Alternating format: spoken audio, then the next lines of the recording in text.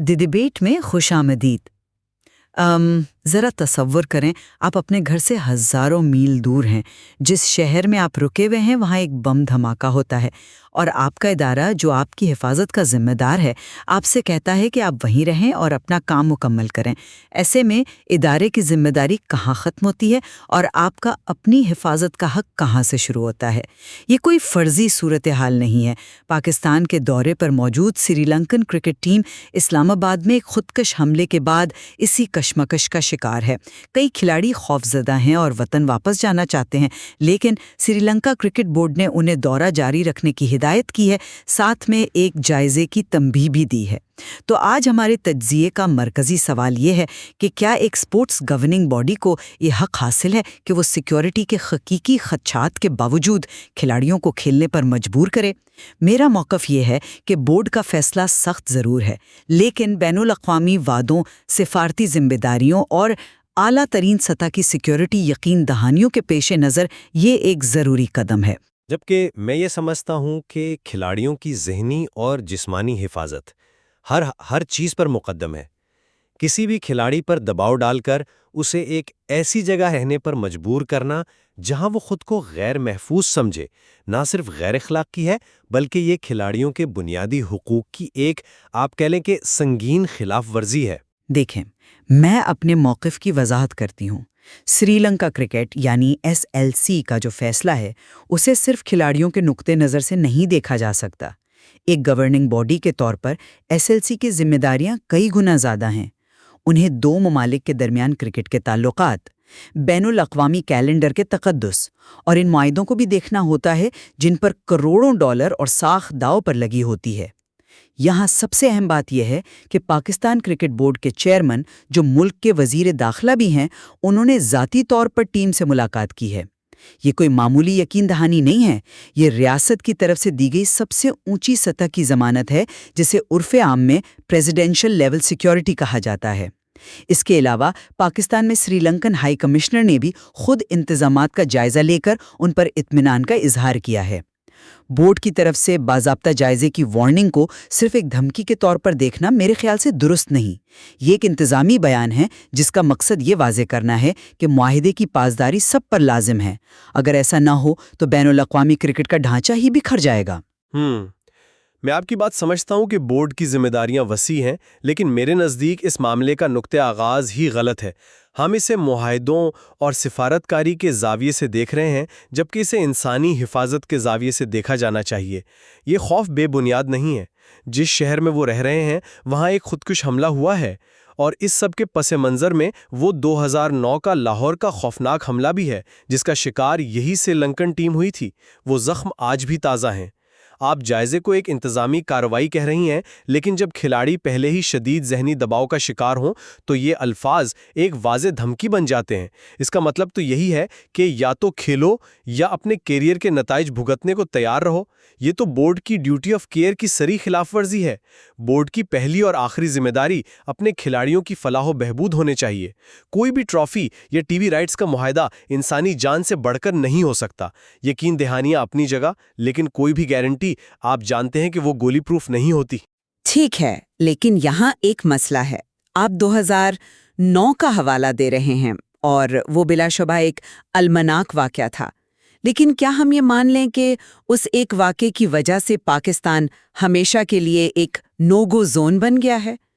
पिछले कई सालों में पाकिस्तान ने अपने सिक्योरिटी के निज़ाम को मुकम्मल तौर पर तब्दील किया है। ऑस्ट्रेलिया, इंग्लैंड जैसी बड़ी टीमें वहां कामयाब दौरे कर चुकी हैं।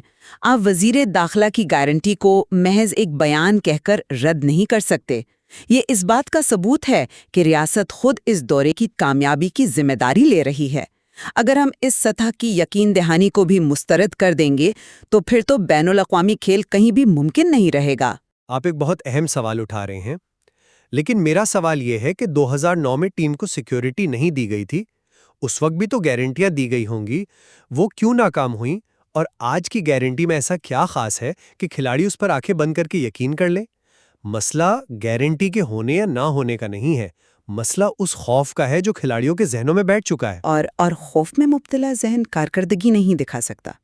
हम आज के दौर में एथलीट्स की जहनी सेहत पर इतनी बात करते हैं, سیمون بائلز اولمپک سے دستبردار ہو جاتی ہیں کیونکہ وہ ذہنی طور پر تیار نہیں تھیں اور پوری دنیا ان کی تعریف کرتی ہے۔ تو کیا کرکٹرز کا حقیقی جان کا خوف ذہنی صحت کے زمرے میں نہیں آتا؟ نہیں، آپ دو بالکل مختلف چیزوں کو ملا رہے ہیں۔ سیمون بائلز کا معاملہ ان کی انفرادی ذہنی صحت کا تھا جس کا تعلق مقابلے کے دباؤ سے تھا۔ یہاں معاملہ ایک اجتماعی سیکیورٹی کے خطرے کا ہے جسے ریاست حل کرنے کا وعدہ کر رہی ہے۔ ان دونوں کا موازنہ درست نہیں۔ اور جہاں تک بورڈ کی ذمہ داریوں کا تعلق ہے تو وہ صرف موجودہ کھلاڑیوں تک محدود نہیں، انہیں کھیل کے مستقبل کو بھی دیکھنا ہے۔ سری لنکا نے پاکستان میں کرکٹ کی بحالی میں ایک کلیدی کردار ادا کیا ہے۔ اگر وہ اب پیچھے ہٹتے ہیں تو اس سے نہ صرف پاکستان کرکٹ کو ناقابل تلافی نقصان ہوگا بلکہ ایک خطرناک مثال بھی قائم کرے گا۔ کیسی مثال؟ کیا یہ مثال قائم نہیں ہونی چاہیے کہ اگر کھلاڑی غیر محفوظ محسوس کریں تو ان کی بات سنی جائے گی؟ یا مثال یہ قائم ہونی چاہیے کہ بورڈز اپنے کھلاڑیوں کو اثاثے کے طور پر دیکھتے ہیں جنہیں ہر حال میں میدان میں اترنا ہے؟ آپ کہہ رہی ہیں کہ میچز کو ایک دن کے لیے ملتوی کرنا ایک مناسب درمیانی راستہ ہے۔ میں اسے درمیانی راستہ نہیں بلکہ مسئلے کو صرف ٹالنے کی کوشش سمجھتا ہوں۔ اس سے کھلاڑیوں کو کیا پیغام ملتا ہے؟ یہی کہ ہم آپ کے خوف کو تسلیم کرتے ہیں لیکن صرف 24 گھنٹوں کے لیے، اس کے بعد آپ کو اسی خطرے کا سامنا کرنا پڑے گا۔ یہ تو ان کی ذہنی اذیت میں مزید اضافہ کرنے کے مترادف ہے۔ کیا بورڈ نے کسی ماہر نفسیات سے بات کی؟ کیا انہوں نے کھلاڑیوں کے ذہنی صدمے کو سمجھنے کی کوشش کی یا صرف ایک انتظامی حکم نامہ جاری کر دیا؟ یہ ایک جذباتی دلیل ہے، لیکن بین الاقوامی تعلقات جذبات پر نہیں چلتے۔ اگر اس بار کھلاڑیوں کو واپس جانے دیا گیا تو مستقبل میں کیا ہوگا؟ کسی بھی ملک میں ایک چھوٹا سا واقعہ بھی دورے کی منسوخی کا باعث بن سکتا ہے۔ اس سے کرکٹ بورڈز کے لیے دوروں کی منصوبہ بندی کرنا اور براڈ کاسٹرز کے ساتھ معاہدے کرنا ناممکن ہو جائے گا۔ اس سے کھیل کا پورا معاشی ڈھانچہ خطرے میں پڑ جائے گا۔ کبھی کبھی گورننگ باڈیز کو ناپسندیدہ لیکن ضروری فیصلے کرنے پڑتے ہیں تاکہ کھیل کا طویل مدتی مفاد محفوظ رہے۔ یہ ان فیصلوں میں سے ایک ہے۔